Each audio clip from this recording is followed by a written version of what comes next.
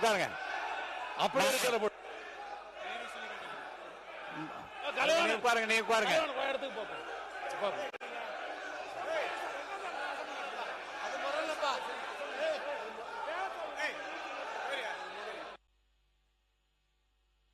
உட்காருங்க உட்காருங்க, நீ உட்காருங்க, நான் பேசுறேன். உட்காருங்க உட்காருங்க, நான் பேசுறேன். உட்காருங்க உட்காருங்க உட்காருங்க உட்காருங்க உட்காருங்க உட்காருங்க, நான் பேசுறேன். உட்காருங்க.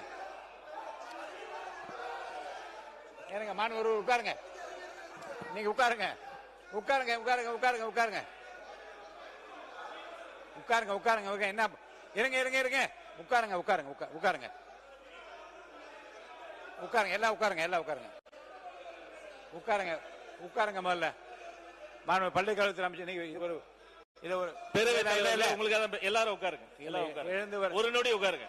உட்காருங்க, அமைதியா இருக்கு. மாணவர் பள்ளிக்கல்வித்துறை அமைச்சர் முடிங்க. இல்ல முத விஷயம் அந்த சப்ஜெக்ட் போறதுக்கு முன்னாடி ரொம்ப நாளாவே என்னன்னா இது நாம ஏத்துக்கொள்ளவே கூடாது. அது கொரோனா நாளா யோசிக்கணும். இப்ப என்ன நடந்தது கேமரால காட்டினாங்களா தெரியல.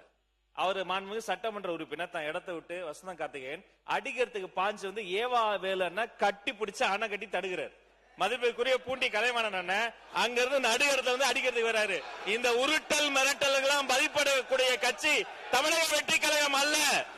இதை போன்ற நாகரிகமற்று உருட்டுறது மிரட்டுறதுனாலதான் தமிழக மக்கள் தகுந்த தீர்வு கொடுத்து அங்க உட்கார வச்சிருக்காங்க.